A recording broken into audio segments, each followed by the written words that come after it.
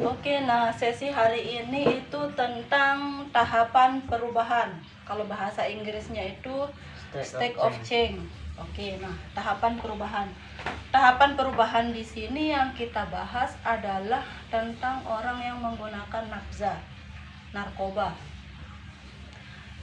Perubahan ini biasanya dialamin sama teman-teman yang dari awal make lagi masa seneng-senengnya sampai dia ikut untuk pemulihan. Biasanya orang yang ini tidak mesti dia harus masuk rehab, bisa juga dia pemulihan di rumah, tidak mesti dia masuk rehab untuk bisa pulih, tergantung dari niat sebenarnya ya. Nah, tadi sudah digambar yang lingkaran itu state of change. Yang paling atas itu apa tadi?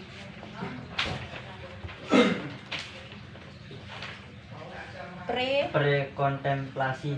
Oke, nah prekontemplasi itu penjelasannya masa di mana seseorang yang lagi senang-senangnya make, kalau bahasa Sasaknya denara baun bala, lagi kembaruknya make, lagi senang-senangnya, sedang asik-asiknya make, tidak peduli dengan dampak buruk yang ditimbulkan.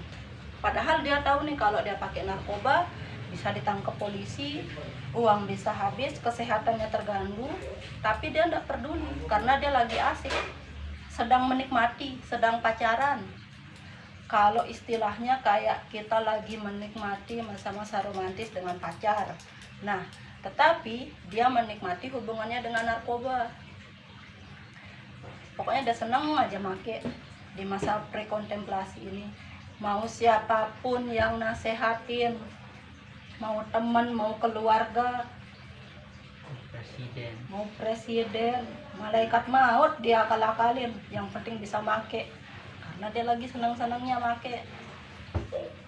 Nah, terus masuk ke masa kontemplasi. Nah, kontemplasi ini dia sudah bisa untuk memikirkan dampak buruknya. Kalau saya make terus, saya pakai nabung, uangnya habis ke sana aja, habis pakai nyerut aja. Kalau saya tetap nyerut, lama-lama saya ditangkap sama polisi, nanti dijebak sama temen. Dia sudah mulai untuk memikirkan, tetapi di posisi ini dia tetap make, di posisi kontemplasi ini. Berbeda dengan prekontemplasi, dia tahu efeknya, dia tahu dampak buruknya, cuman dia tidak sampai yang terlalu memikirkan. Dia kalau di prekontemplasi itu bodoh-bodoh amat, aku gawe aku diet, biasanya mikir begitu, yang habis uang saya itu di masa prekontemplasi. Nah, tetapi kalau di kontemplasi dia sudah mulai ada was-was sama kesehatan, sama terkait kasus hukum, takut dipenjara, takut ditangkap, kayak gitu. Tapi di posisinya ini dia masih tetap make, belum bisa untuk mengurangi. Nah, berbeda masuk di masa preparasi. Nah, di sini ini kan sudah dia lewatin tahap yang kontemplasi, dia sudah ngerti dampak buruknya. Nah, masuk di preparasi, dia mulai mencari-cari info. Gimana ya caranya supaya berhenti make. Hal terkecil yang biasa dia ini cari info untuk tempat rehab. Dia mulai di preparasi, dia mulai bertindak bukan untuk pulih, dia mulai bertindak untuk mencari info tentang cara berhenti pakai nafza. Nah, di kondisi ini juga dia mulai mengurangi dosisnya, mengurangi rutinitasnya yang make. Yang biasanya 3 kali seminggu mulai dia kurangin 1 kali lah seminggu. Karena dia sudah sadar dampak buruknya, dan dia juga sudah mulai punya niat untuk berhenti, tapi dia tidak tahu caranya. Minimal dengan mencari informasi di mana tempat rehab itu sudah ada di preparasi. Nah, berbeda lagi dengan aksi. action, langsung bertindak. Masa di mana seseorang sudah mengambil tindakan untuk berhenti, dia sudah mulai berhenti. Tergantung nanti caranya, apakah dia langsung berhenti, rehab diri di rumah, pemulihan sendiri, ada yang masuk rehab, aksinya. Kalau SIDE sekarang sudah ada di tindakan yang aksi, karena sudah masuk di tempat rehab. Nah, di posisi ini orang tersebut sudah tidak pakai nafza lagi, sudah tidak make lagi, udah nggak nyerut lagi, sudah masuk di tahap aksi, tindakan, action. Masuk lagi ke tahap maintenance, perawatan pemulihan.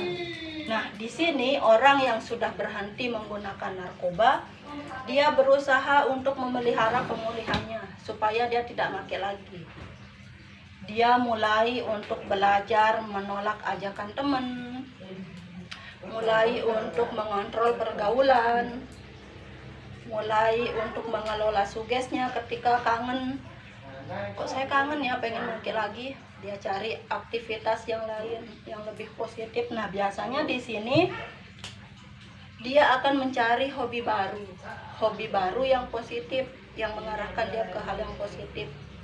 Dia cari teman-teman baru, teman yang lebih positif, bukan positif urinnya, teman yang positif, bergaul yang positif.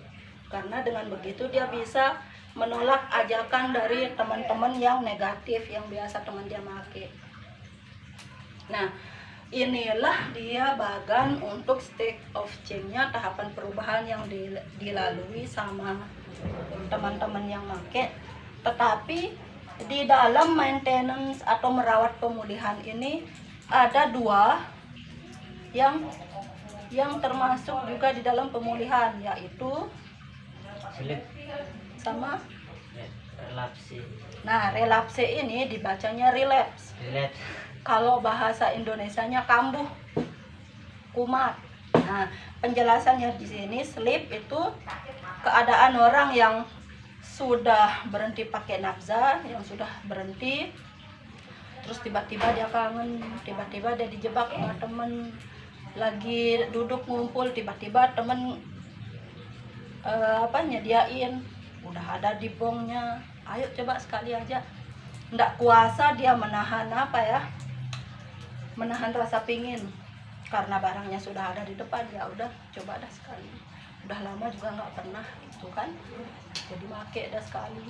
Nah, tapi ketika sudah selesai make itu dia langsung berhenti, nggak dia ulangin lagi. Jadi dia make hanya sekali setelah lama pemulihan. Itu namanya sleep. Tapi setelah dia make, dia berhenti jadi sekali. Berbeda dia dengan relapse atau kambuh. Kalau keterangannya di sini relapse apa?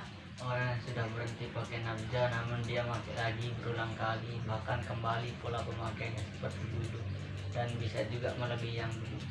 Oke, nah kalau relapse ini sebenarnya lebih kepada apa ya? Misalnya saya sudah lama berhenti, terus tiba-tiba saya pakai lagi untuk pertama kali nih, pakai lagi. Nah, besoknya saya ulangin, saya pakai lagi. Besok lusa saya pakai lagi. Besoknya lagi dur-duran saya pakai, itulah kambuh.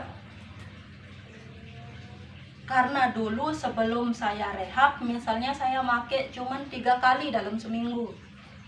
Tapi setelah saya selesai masa rehab, saya balas dendam, pakai lagi, malah jadi semakin tiap hari. Jadi full 7 kali dalam seminggu. Itu sudah masuk relapse karena melebihi dosis yang pertama kali sebelum dia pulih. Itu termasuk dia relapse, kambuh. Atau bisa juga melebihi.